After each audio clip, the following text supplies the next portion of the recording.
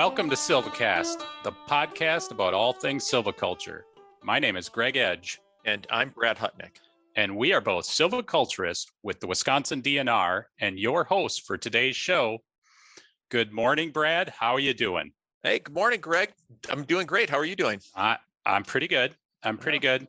Hey, I was thinking the other night about something that you do regularly that maybe our audience does not know about you. We're oftentimes on the road, right? And you always bring your lunch with you. And I almost never bring my lunch. I'm like always running behind, so I got to buy lunch. But you always bring your lunch, and it's always the same thing. What is that? It is, and I have to admit, I don't change it a lot, right? So, and it's pretty consistent. And it's basically a basis of venison and beans. Which sounds like a deadly combination, but it's really good. And then there's always other stuff in there too, right? Stuff that you kind of glean from various places. Something from the garden, something foraged. So oftentimes, like right now, garlic mustard was just in season a while ago. I've had several lunches with that in it. Golden oyster mushrooms have been prolific here in southern Wisconsin. We found a lot of those. Yep. I've been putting those in. But you name it, anything if it's in season has the potential to make it into my lunch. And always venison. And a basis of venison no matter what, just because we got to eat deer. So why do you eat the same thing every day? So that's a good question. So not one I ask myself often, but it's a good question. And I do it for a couple of reasons. One is I like to know where my lunch came from. So I really want it, if it's foraged or from the garden or other places, I think that's great. Okay. But it might be good for me too. So for me, even though I run all the time, I have high cholesterol. So I can control my cholesterol. I can modify my diet and help to control my cholesterol. Mm-hmm. That would explain all of the fiber that you're putting into this thing. And I'm putting in enough fiber to, I don't know, there's a lot. I don't know. There's a good analogy for that. But I'm putting in a ton of fiber. As I've said, I used to have a cousin, and every Thanksgiving meal, they would bring a giant pot of homemade beans, and he'd say, there's a lot of potential in this pot. Yeah, my lunches are full of potential then. Well, maybe someday you'll convince me to try this dish, but I have not yet. Yeah. And actually, I would not, don't prejudge it. It's different every time. It's if I eat it, it's got to be good. You can see where I'm going with this, maybe, and that is you make this dish every week. It's always a little bit different, so you modify it depending on what ingredients you have, and you're always, though, looking for that fiber. So I'm going to call it your fiber-enhanced cooking, and that idea of modifying and enhancing fiber is right on track for today. No, we're not going to talk about cholesterol and fiber, but because we're going to be talking about carbon enhanced silviculture today. And as you may know, this is part 2 of a series that we've been doing on forest carbon. Last month, we talked with Ali Kasiba from Vermont. And today we will be speaking with Todd Ontl. I know you know Todd, climate adaptation specialist, and Luke Nave, research scientist, both with the Northern Institute of Applied Climate Science, or NIACS. And so that's going to be a really great conversation today about how do we modify and enhance our silviculture for carbon. And I also should mention, I want everyone to remember that continuing ed credits are available for this episode and all episodes of Silvicast. So please remember to visit our website at uwsp.edu/WFC. And Greg, if this lasts long enough, I'll have lunch for you. Why don't we give it to Todd and Luke first and see how they enjoy it? You can tell them, you can just feel the cholesterol being pulled from your system.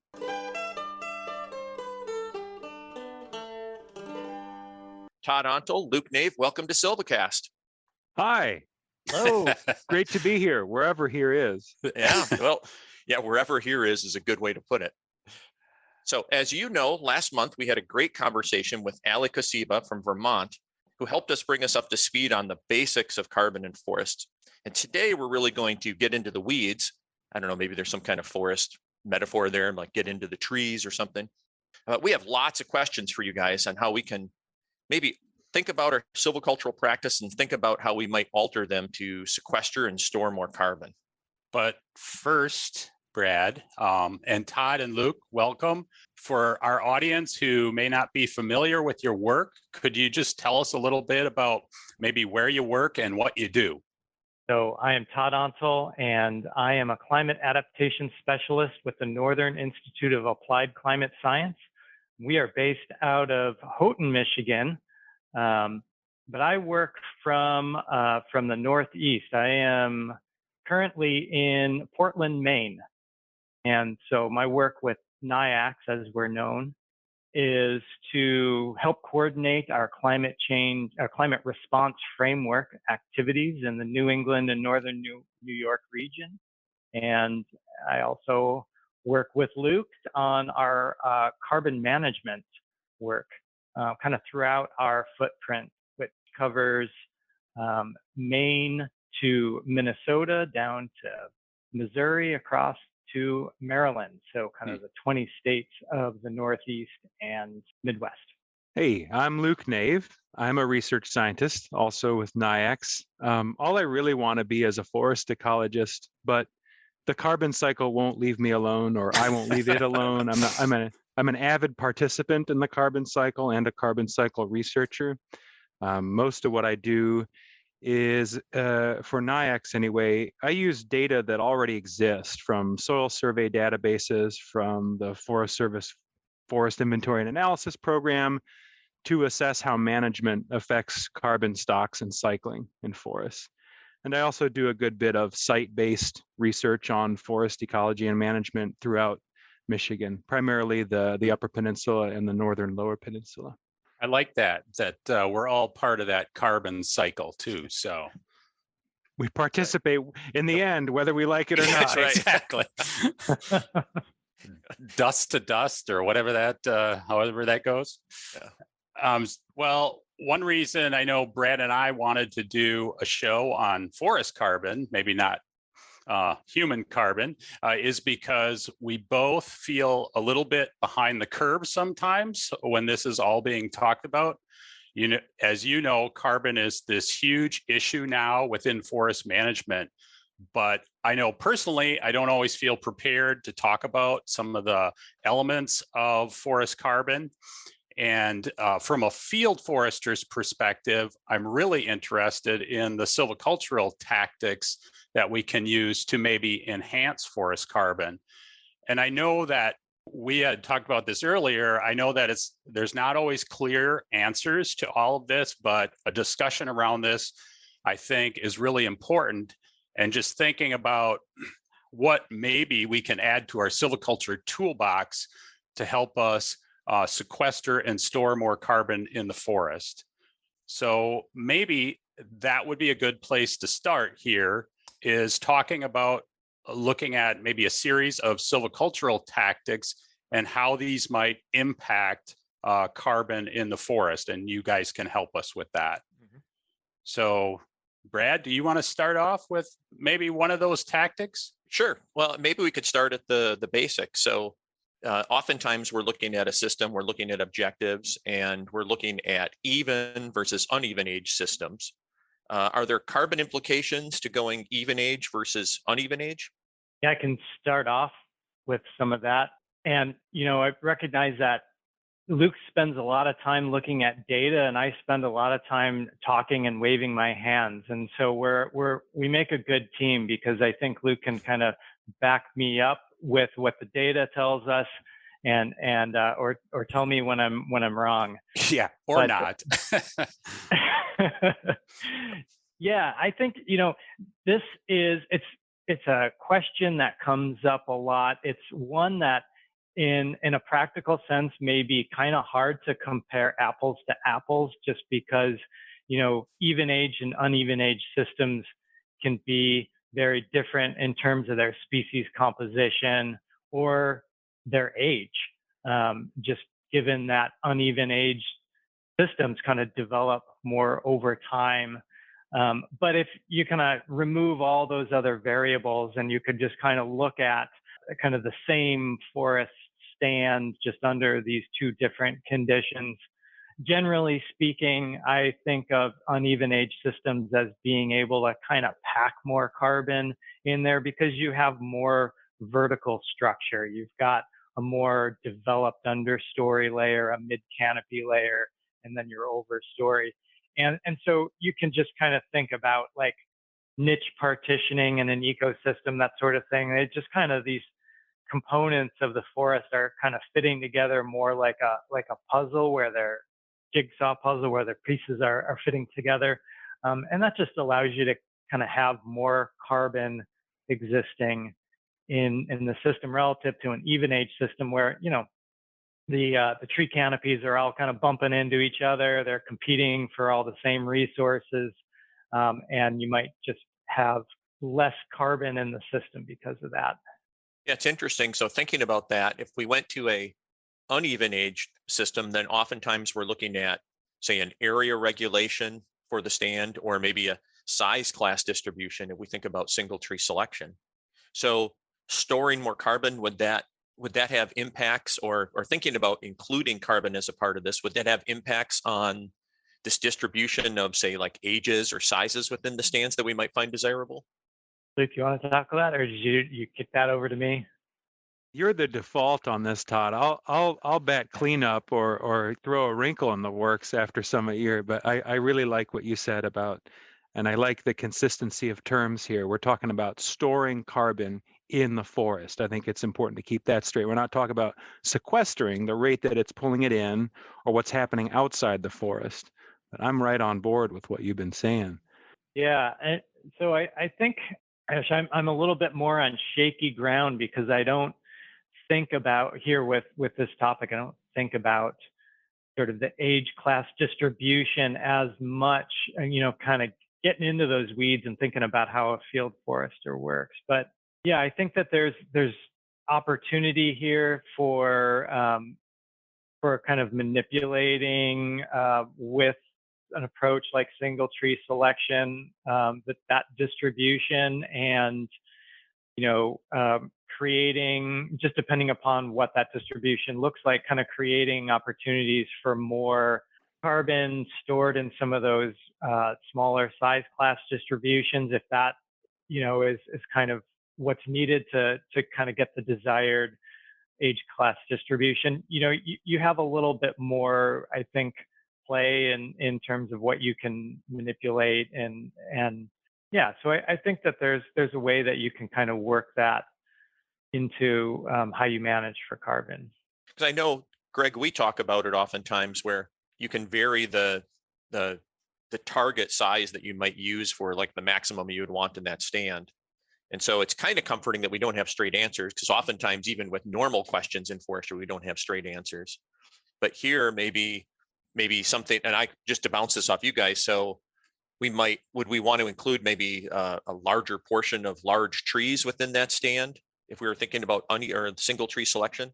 Yeah, I think that there's some pretty good science out there to show that a lot of the carbon is stored in those largest diameter trees. If you're kind of looking at carbon stocks on a per acre basis, you know, sort of depending upon what the system is and how big some of those trees will get, you can have upwards of 90% of your carbon in the largest trees. And so, you know, that's a good way to, you know, if you're increasing your maximum diameters, that's a good way to get more carbon in there. You know, you're storing relatively less carbon in those smaller diameter classes. So, Luke, I thought you brought up an interesting point, and we went over with Allie that difference between storage and sequestration.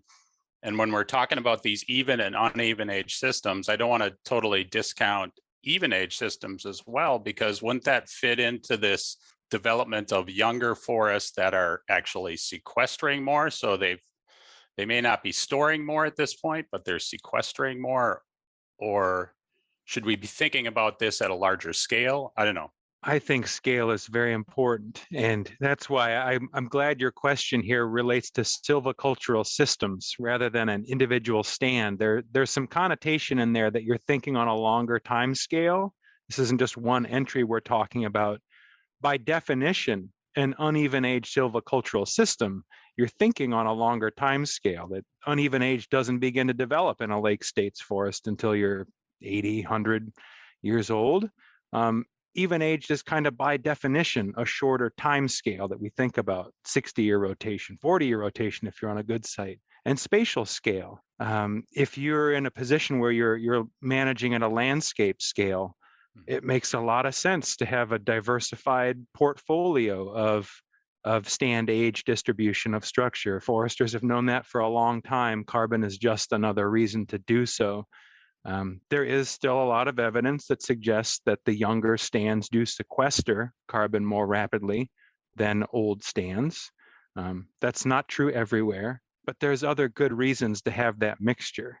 I think that was a theme that came out in our conversation with Allie too, about carbon is one element, and we're managing for lots of different objectives, and a lot of those are compatible with each other.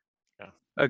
Another thought about this, I'm sitting at my field site, the University of Michigan Biological Station, where we have a chronosequence of forest stands, ages ranging from 5 years to, well, very uneven aged and hundreds of years old that we've studied for a long time. And if you look purely at carbon storage within the forest, well, of course, the most carbon storage is in the very old uneven age stands. And in the last 5 years, about half of that carbon has gone to the ground as beech bark disease has completely eliminated our canopy codominant. And if we had put all our eggs in that basket in a management sense, if let's just manage everything for uneven age, maximum carbon stocks, we would have a big mess on our hands. What the future of this forest, and I'm speaking of, is in question. What's going to comprise the new dominance? So carbon stocks, maximizing carbon stocks, I don't think should be anybody's only goal. If they have the ability to think more widely and over a longer time scale. What happens next? Trees don't grow forever. Something gets them. Mm-hmm. Windstorms, pests, age alone.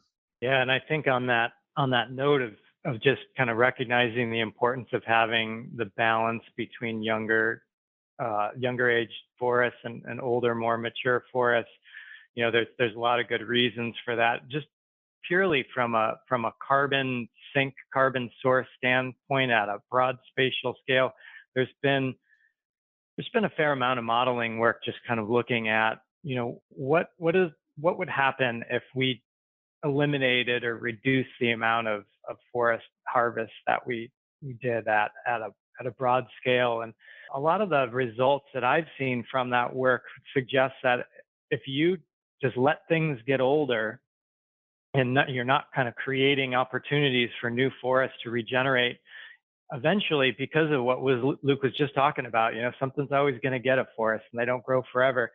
At a very broad scale, think about, the state of Wisconsin, for example, that the state can turn from a strong carbon sink to ultimately to a carbon source as forests age. So you might have a lot of carbon in your forests, but they're just not taking in more carbon than they're emitting when you let everything get old and you're not providing those opportunities for regeneration. Of course, when trees fall down from wind or, a disease, natural regeneration is going to happen, of course, but management can kind of direct how that happens, and we can have a little bit more control over what species are regenerating, and also just taking advantage of those opportunities, to kind of create regeneration before the kind of the slow decline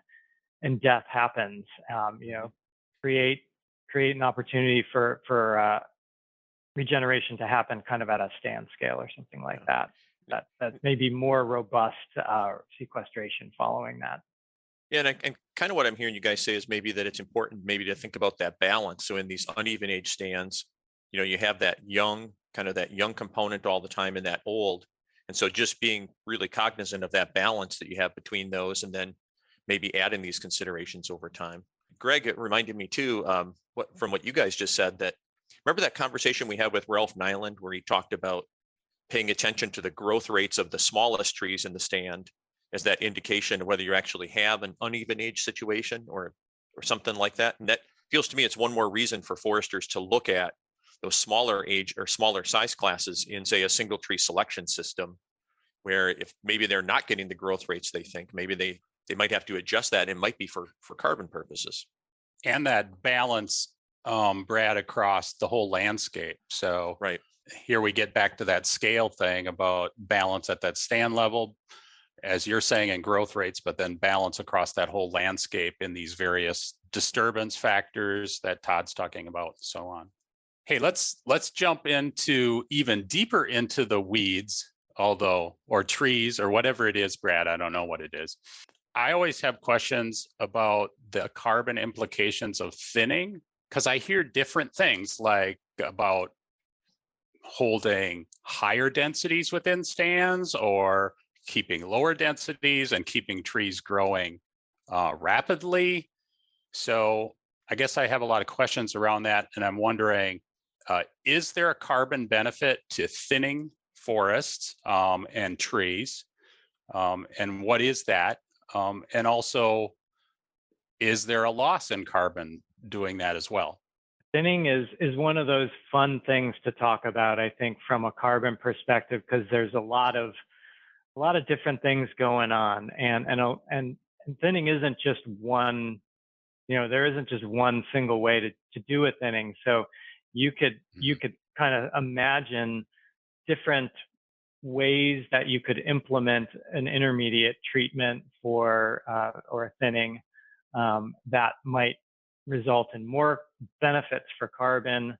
And you could also think about different conditions, different stand conditions, different soil types in which it would be appropriate to do one or the other. So yeah, with that, I guess I can say for certain, we know, thinning, there's a loss in carbon when you do a thinning, because you're removing trees from a stand, whether you're doing like a pre-commercial thinning or a commercial thinning, you're cutting trees, and so that's going to have an impact on certainly on live tree carbon stocks, and usually total ecosystem carbon stocks as well.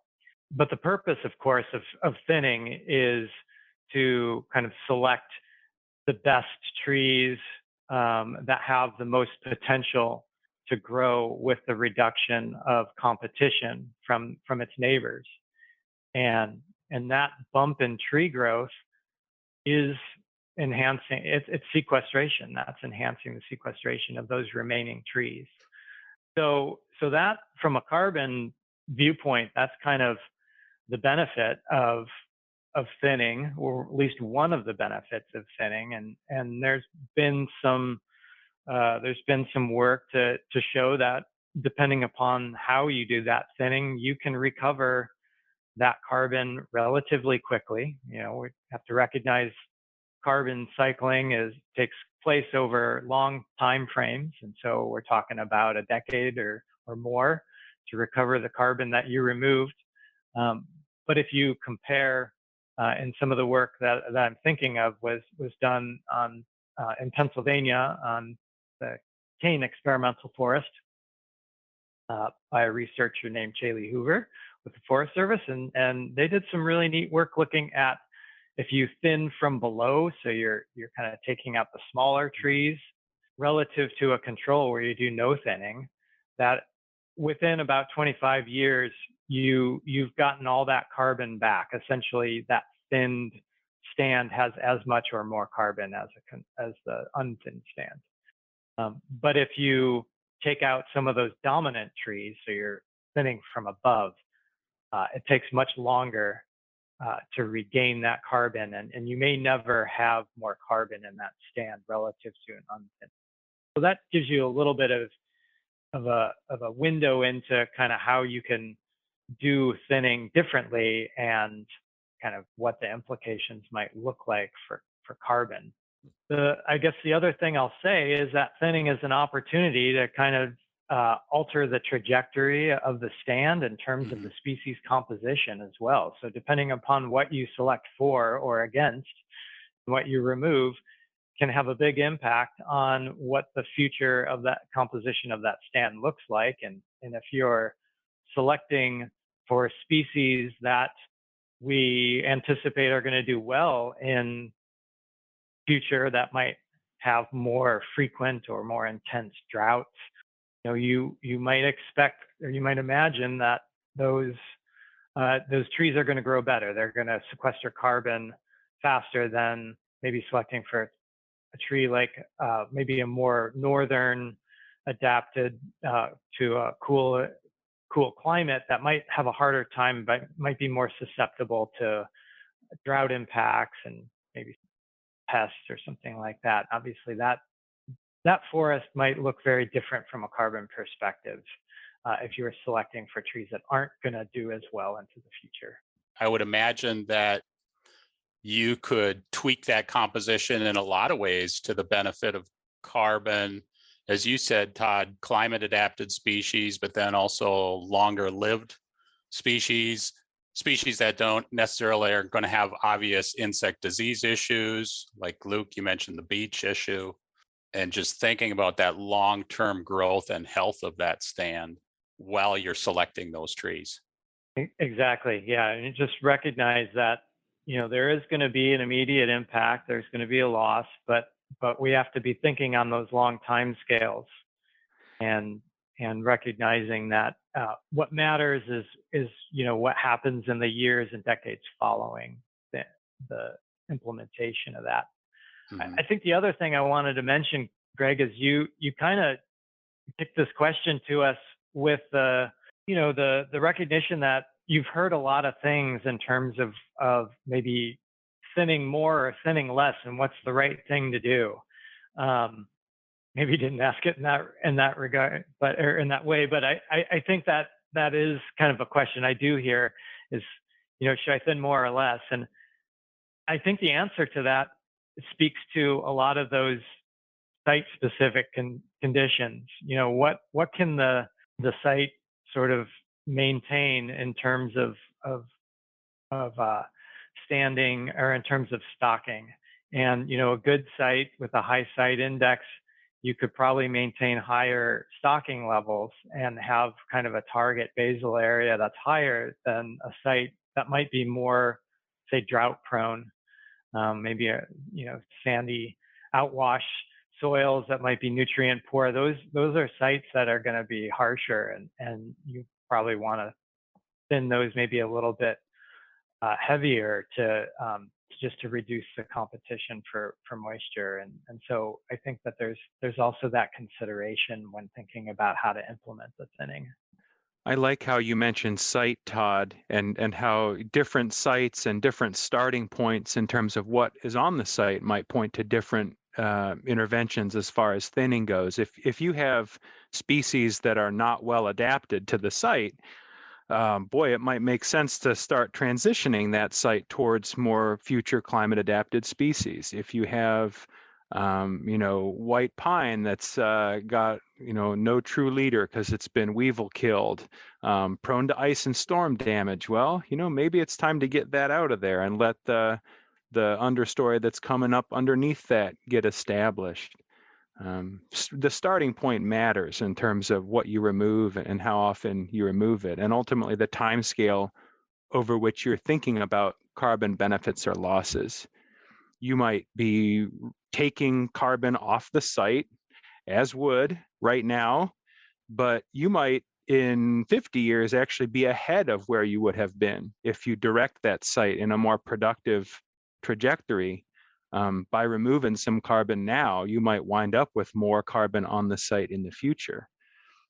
And there's also a threshold in terms of when you're thinking about the short term, there's a threshold below which the ecosystem will not, its sequestration rate won't change. If you have small gaps, the neighbors of those gaps will be very glad to grow into them and harvest that additional sunlight and grow additional wood. And there might be a level of removal below which the atmosphere wouldn't know the difference. You may have reduced standing stocks of trees on your site, but you only took 25% of the basal area out, and that left 75% of the trees that were still able to maintain that same carbon sink strength that the forest had before.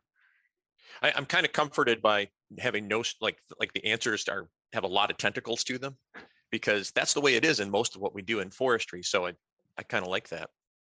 So thinking about this, so we talked about the thinning. Maybe that corollary here would be for even age with rotation. So I've heard people say, yeah, if we're going to sequester carbon, maybe we should just extend these rotations. It sounds like maybe some of the same considerations would come into play there as well, depending upon species, things like that. Certainly, I think that Luke's example of what's happening at some of their older stands at the University of Michigan biological stations, just a perfect example of sort of what can go wrong and what you'd want to avoid for an extended rotation. So, I think about it from a climate change, climate risk, climate vulnerability, whatever you want to say.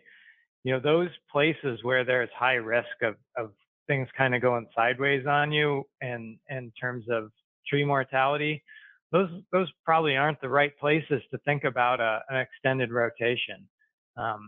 Probably better to as Luke mentioned with weevil damaged white pine, kind of remove that material out of there, harvest it, because it's going to be prone to damage in the future, and sort of restart the system. And I think those ideas really apply perfectly to thinking about extended rotations as well. We know natural mortality happens.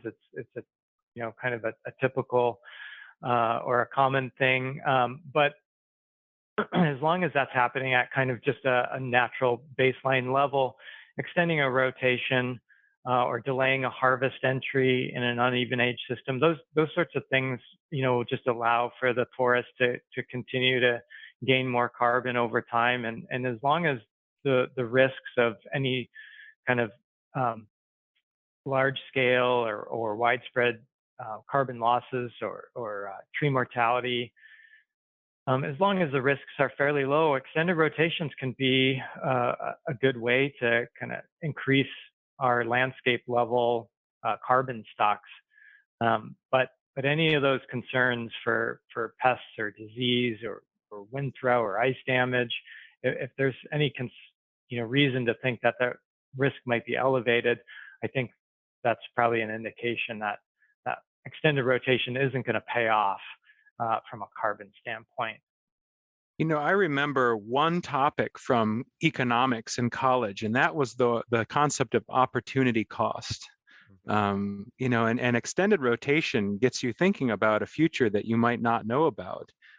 So one of the things that I would really like to hear foresters talk about in terms of the things that foresters should consider are what are not the ecological considerations, what are the economic considerations? If you're going to say, all right, we're going to let this northern hardwood stand go another 40 years, or you name the stand, what are markets going to do?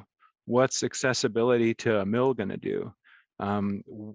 What will operators be prepared to deal with in terms of the size of the trees? I don't have the answers for that, but as an ecologist, I feel always compelled to point out the human dimensions that I don't understand, but which are part of this calculation, especially when you're thinking over long time scales like that.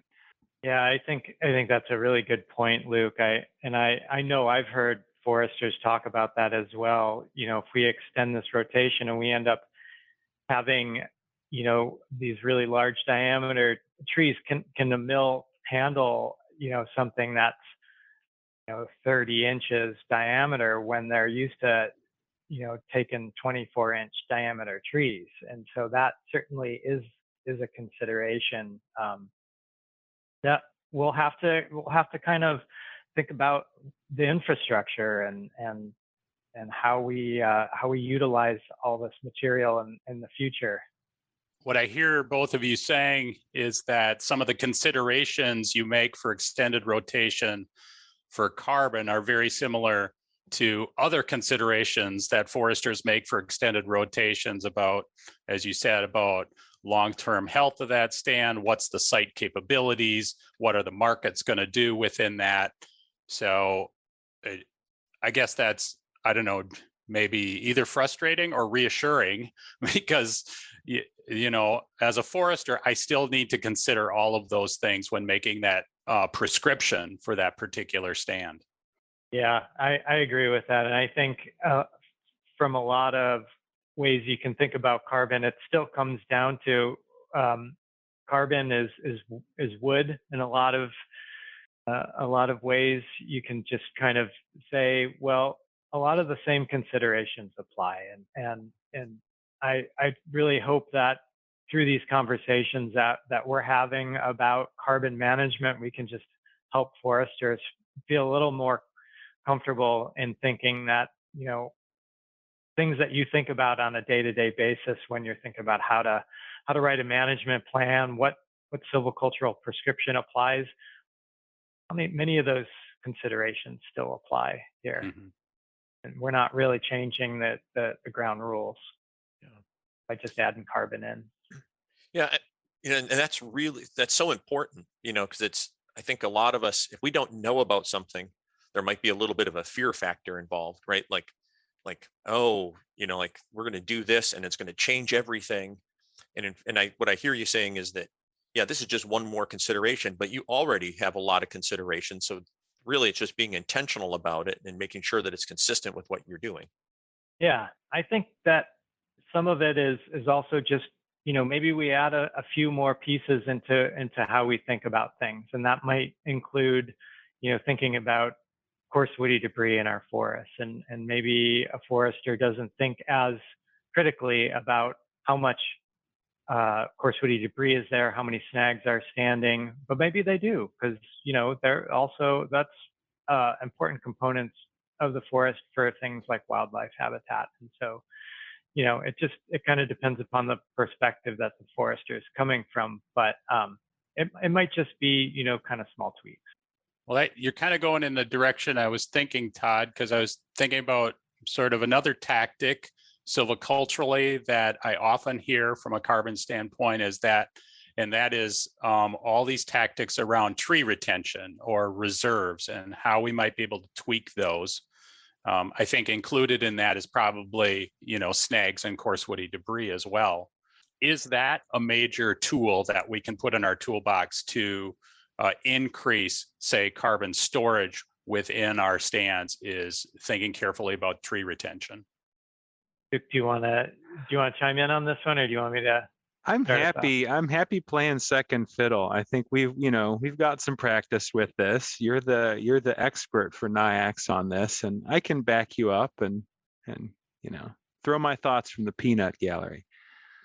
That's our job, Luke. I'll get my chance when we talk about soils, the other right. 3/4 of ecosystem carbon. Yeah. Well, well, and if we get to it and we start talking about afforestation, I think you have some things you can say too about that.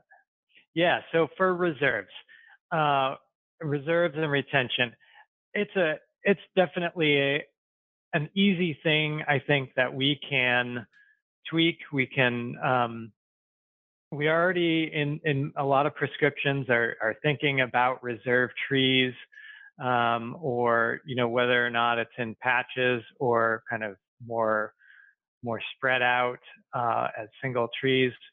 But it's something that is, you know, a small tweak in a way. And anytime you're bumping up the number of reserve trees or the size of the reserves in a management plan, you are bumping up the carbon storage that's retained following the implementation of a prescription. So that's a good thing to do. I think from a carbon perspective, I think it's kind of a low-hanging fruit in a lot of ways, because it isn't a major shift.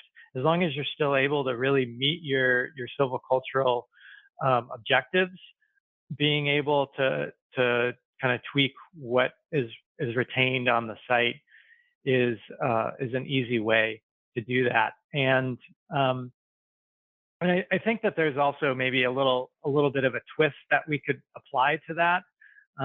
Sometimes when we think about reserves or retention, where the ultimate removal of those trees as saw logs at some point in the future is, sometimes still on the table.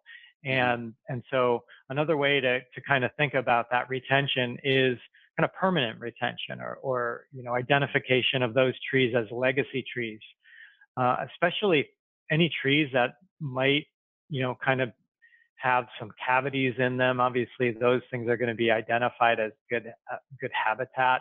So we might want to keep those on site for other reasons, but they store a lot of carbon. But just identifying some trees to be permanently retained as biological legacies on the site.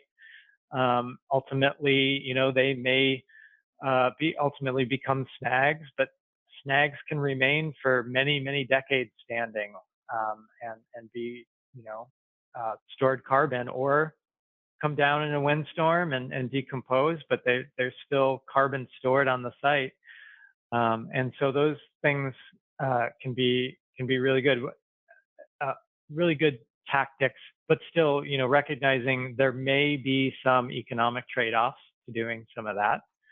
And that's why I think looking critically at, where are some trees, or what trees can I pick out that may have lower value from an economic standpoint, but high value from a carbon or from a habitat standpoint.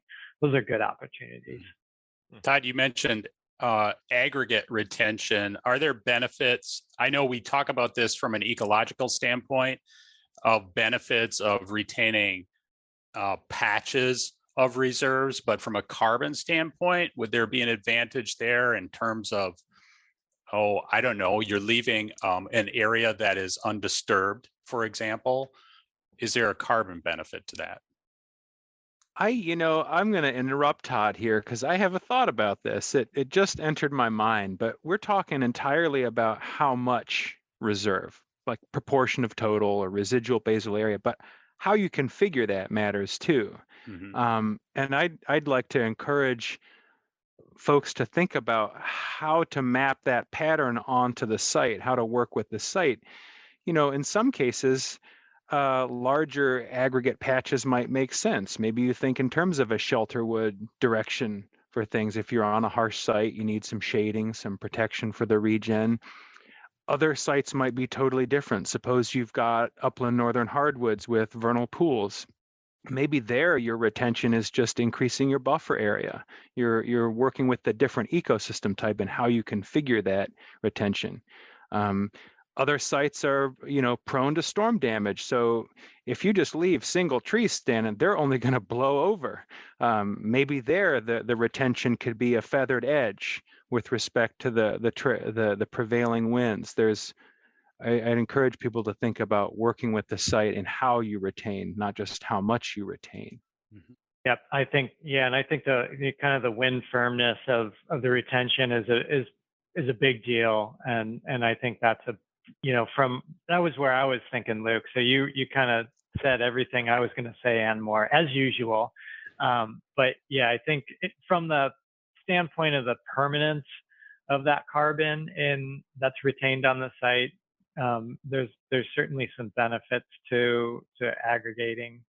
I'm curious to pick your guys' brain about something I saw a couple of years ago. I was at a meeting, and there was a chart from the U.S. Climate Alliance, and they showed that the second largest potential carbon gain in Wisconsin was forest restocking. And I got the feeling that might be related to open stands or things of that nature. Do you guys have, what would forest restocking look like in that situation? Maybe open stands, just kind of bringing them into production? I think about that from really the viewpoint that, where there's sort of more degraded conditions, and that has led to understocked stands, that there's a real good opportunity there. Again, that could come from past storm damage with, without good regeneration.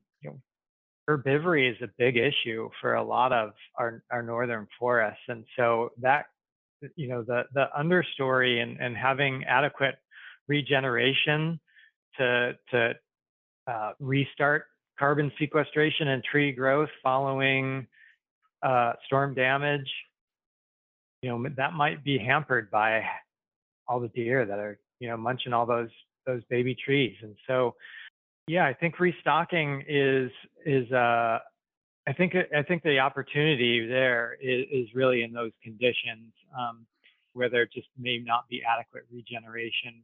I think that there are also, ecosystems that are just kind of naturally more open woodland conditions. I think about like oak stands, and those have kind of, many of those with just a lack of disturbance and a lack of fire have kind of filled in with more shade tolerant species, and those canopy conditions have closed. And from an ecological standpoint, we're oftentimes thinking about opening those canopies up and kind of reducing the stocking on them. And that's because there's a lot of other non-carbon benefits that we're doing that kind of management from. So where we have some of those open canopy conditions, where that's appropriate to that forest type, I wouldn't suggest that we should be going in and doing, some enrichment planting in those places just to get more carbon when we kind of want to keep those open conditions for other reasons. Todd, I'm glad you used the term degraded, and it's one that many of us use from time to time when we're talking about some condition of these stands that we presume need our help. I want to pick at that term a little bit. One, because there's some hidden judgments that a lot of us have in our minds when we use it.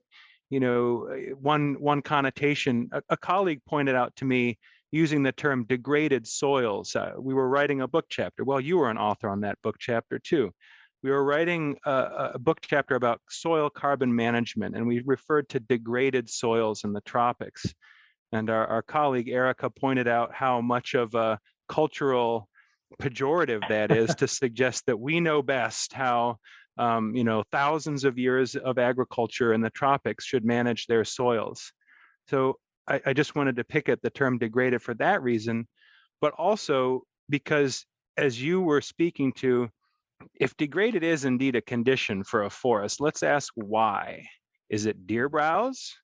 Was it regeneration failure because the desired future species is maybe not the right species for that site anymore? If we ask why, then that gets us more towards a solution. Does this stand need to be planted with additional stocking? Are we thinking like so many in terms of remote sensing and satellite technology that picks up on so-called understocked forest land that is in fact magnificent Northern Highlands pine barrens that should just, if anything, perhaps be a little bit thinned out?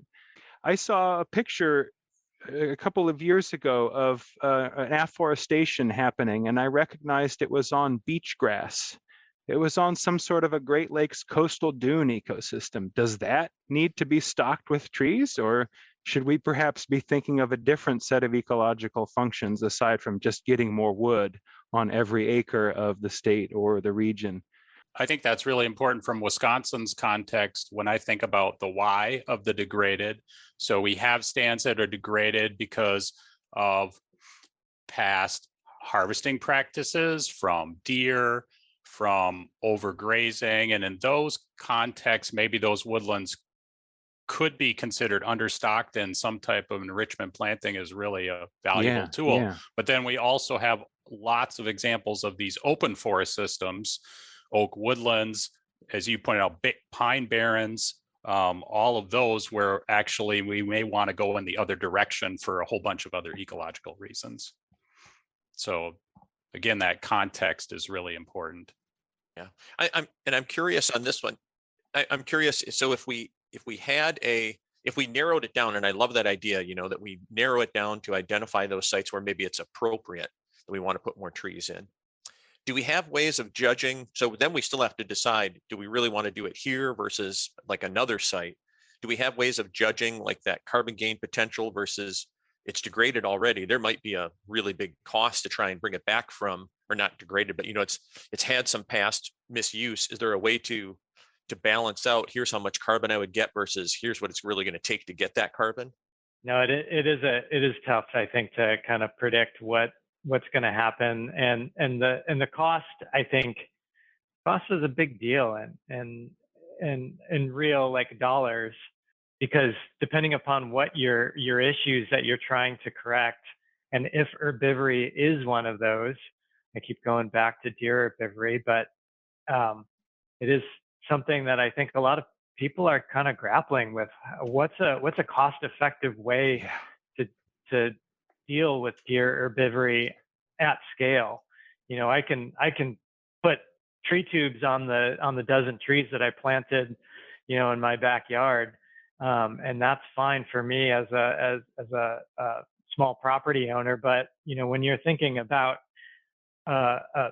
several hundred acres or more, what's a cost-effective approach to making sure that your investment in seedlings isn't just eaten up by deer? And so that's a real big issue. Fencing is very expensive. It's difficult to maintain. Tree tubes can be equally expensive, and have a host of other issues as well. And so there's just no real easy answer on how to deal with that. But as long as you can, address some of those constraints to tree growth, I think that the carbon benefits come down to how many trees can you get in the ground and get kind of past browse height, and then as long as there's sunlight for them, they're probably gonna do well and sequester carbon, and you're going to see carbon benefits. We're going to go next to Luke. You already mentioned the soil aspect of all of this, and at least here in our temperate forest is a huge pool of carbon that we have to deal with. Are there ways that we can modify our silviculture or management to maybe at least reduce our impacts to the carbon in that pool? What's important to consider around management there? Yeah. I mean, soils are a really important part of ecosystem carbon in the lake states. I think the least that soils are is half of ecosystem carbon. And that's on sandy soils that just don't store a whole lot, but where you can, over time get some tree growth, some tree biomass. But if you're on a till plain, or certainly on any kind of a wet site that has maybe hydric soils or peatlands, you're looking at 3/4, 90% on peatlands of ecosystem carbon is under your feet. And of course, of those three examples, your sandy outwash, your till plain or moraine type intermediate sites, and then the wetlands, hydric soils, very different management considerations that foresters are well used to thinking about. There are carbon considerations that fall right into those. In general, good soil management is good soil carbon management. Limiting the aerial extent of your physical disturbance. Wisconsin still has a good climate for winter harvesting. That's changing fast, but there's a lot of parts of even the NIAC's 20-state Northeast footprint where winter harvest as an option, frozen ground harvesting on snowpack is just not reliable anymore. So thing number one that folks already think about is how to keep tracks and tires off the ground. That could be snow, it could be residue mats, armoring of forwarder trails. These are good tactics to use from a soils perspective. They're also not the only things that are changing soil carbon with harvesting. There's the direct physical impacts from where machines run. Those are easy to see, but there are more subtle, let's say, ecological changes to how soils work that happen where no tires have passed. The other 85% of the harvest unit that has not had any vehicle traffic on it. You've still profoundly increased soil temperature. In Wisconsin's climate, in the lake states, we get elevated soil moisture for a couple years after a harvest. You take away all those leaves that are sucking away water and sending it up to the atmosphere. So the soil gets warmer and wetter. And that explains at least some of the decrease in surface litter that we often see after a harvest. You no longer have those annual drops of leaf litter fall. You've got a warmer, wetter soil surface that accelerates decomposition.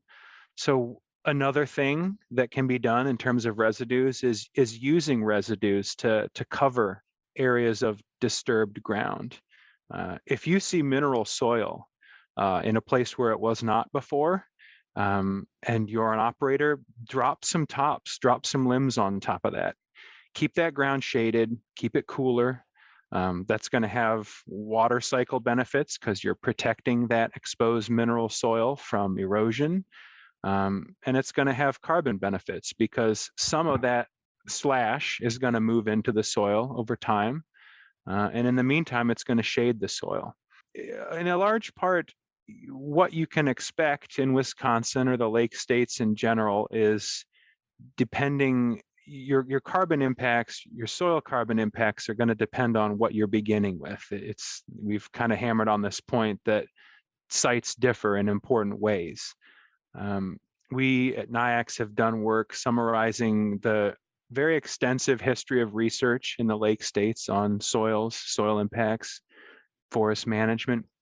And we find that sandy and intermediate textured outwash plains are places where soil carbon losses are more likely. Wetter sites, lacustrine plains, peatlands, these are places that probably increase soil carbon after harvesting. And then if you're on sort of an intermediate mesic site, a till plain, or that's not too wet, or a moraine of some sort, probably no change. So we're trying to get people to begin to set their expectations for how likely our soil carbon changes depending on where I am. And then once you're thinking about that, what to do about it largely follows from things that people know already about how you manage residues, about how you protect soils, things like that. Is that reason for those greater losses in those outwash sands because of that increase in temperature and decomposition that you're talking about, or is it other factors? Yeah, that's a great question, and I wish I knew for sure the answer. I think probably you're right. With the way that we do this research, we often don't know how. We don't know how or why. We just know what. And just knowing what is a big improvement over, just 10 years ago. One could just say, well, let's just assume soil carbon doesn't change. It's the big pool, but all of our impacts are on the vegetation. And there was no clear answer in general or for specific types of landscape settings or regions. There was no clear answer. My guess is your guess. In outwash plains, sandy soils don't have much inherent capacity to stick soil organic matter. All those decomposed roots and leaf litter, leachates, the stuff that moves down in spring snowmelt, those are really good at sticking to clay particles. They're really good at hanging around if there's a lot of wetness in the soil. That's why peatlands are what they are. But sand just isn't good at storing organic matter. So when you boost up the conditions for microbes, for bacteria and fungi that do decomposition, when you make it warmer and wetter, they are happy to eat up that soil carbon that is there. That would be my explanation. What I'm struggling with a little bit with this is sometimes for some of our forest systems, we're actually trying to disturb the soil. So when we're thinking about growing things like jack pine forest, for example, we're looking at scarification, or with oak, we're looking at burning. So we're putting in disturbance to expose soil, to get seed beds that are conducive to that species. How do we balance that with the potential carbon loss of that? Yeah, well, I think there you are coming at it again from your site. You're working with the site, and carbon isn't the only thing that we think about. Pine barrens, they're supposed to have little soil carbon. These are not the places where we should be thinking about maximizing soil carbon. You gotta get through that Carex layer if you want to reestablish the jack pine. Scarification is really helpful if you're trying to regenerate birch or cherry. Um, these are places where that temporary reduction in soil carbon is probably secondary or less compared to your other ecosystem goals. If you're thinking about prescribed fire, the evidence in the lake states shows that you get a small intended reduction in your duff, your forest floor, the organic horizon, those surface fuels, leaf litter, twigs, things like that. That prescribed burning is good for what it does, but that's reducing surface fuels, exposing mineral soils. The organic horizon is a small fraction of total soil carbon in any of the soils that we have in Wisconsin or the lake states. And in fact, in a lot of cases, we see increases in the carbon held down deeper in the mineral soil. The conversion of leaf litter to charcoal, of twigs to charcoal. Charcoal is pretty good at hanging around compared to a fresh, tasty leaf as far as a fungus is concerned. So when we do prescribe burning, we often see a loss of forest floor carbon, organic horizon carbon, and an increase in subsoil, mineral soil carbon to the tune of really no net change over time in total soil carbon. So that's an example where prescribed burning is probably not soil carbon negative. And if you think over a long time scale about wanting to move that oak woodland in a more climate adapted pyrophilic direction, better for the warmer, drier climate that we're seeing more of and anticipating more of in the future, prescribed burning is probably very carbon positive.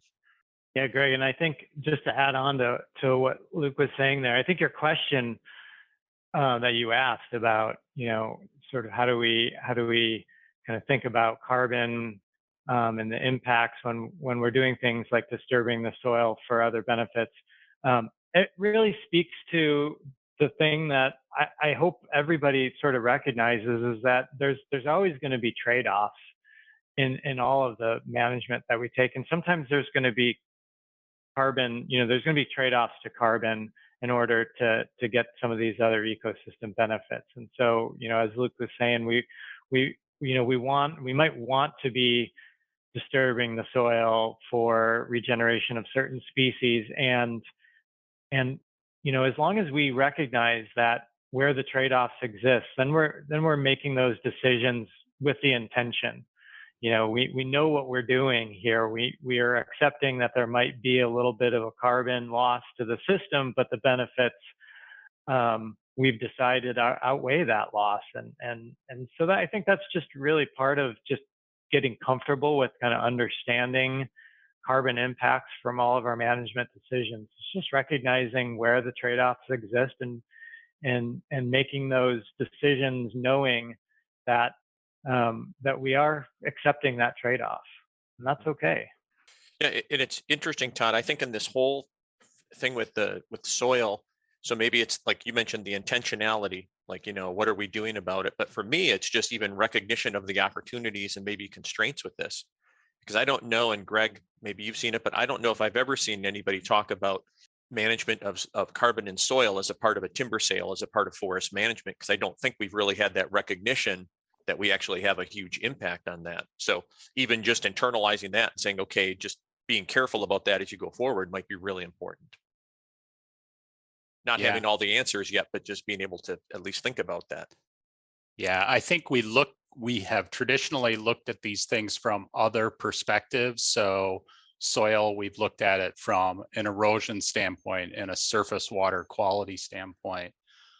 But I think it's very valuable to sit here and think about what the carbon implications are also, and just how to balance. That's another objective that we have in managing these forests. So alignment with other reasons for why you're doing things. Alignment of carbon with other reasons for doing things is a theme that we return to again and again in NIAX. Soils aren't just a problem. It's not just, we have to avoid rutting them up in wetlands. No, you're probably going to gain soil carbon in wetlands. So do an especially good job of armoring them, or doing harvest only with good frozen ground. Conversely, sandy outwash soils, usually thought of as a anywhere, anytime kind of harvesting season, they're actually kind of vulnerable to soil carbon loss. So pay a little bit more attention to how you're leaving the residue on the site. Those are things, residue management, attention to wet operating conditions. These are already part of people's thinking out there in the woods, but there's carbon connections to both of those and more. Well, Luke and Todd, you warned us earlier on that we're still developing our knowledge around the carbon impacts in silviculture, and there aren't always clear answers. But one thing that I'm going to take away from this conversation is, like many things in silviculture, the importance of site assessment. What are your particular conditions? As you said, Luke, your starting conditions that you're dealing with. And then what are your objectives? And maybe carbon is one of those. And then thinking, okay, how can I make all of these things, as you said, align together, mesh together to sort of meet multiple objectives? So it's just going to make me think a lot harder when I'm developing those prescriptions. Brilliantly said, easier said than done. Exactly. You just made my job harder, but hey, job security. Yeah, I think the one thing I'd add to that list, and it's really just kind of, I think, an asterisk on the site assessment is just, which we've kind of hammered on here a lot as well in some of our responses to these questions, is just thinking about the future risk as well. And, the site assessment gives you an idea of what the future risks are with changing climate conditions. Mm-hmm. I think this is great advice. I think this is something everybody can use. I hope so. We got our work cut out for us, every one of us. Yeah. I do, out of both of you in the future, want more specifics. Give me specifics. I want numbers, but no, I will be thinking a lot harder. So I appreciate and thank you both for coming on and talking through this. Great conversation, guys. Yeah, this was a lot of fun. Thank you for having us on. Yeah, a great time. I appreciate it. Thank you.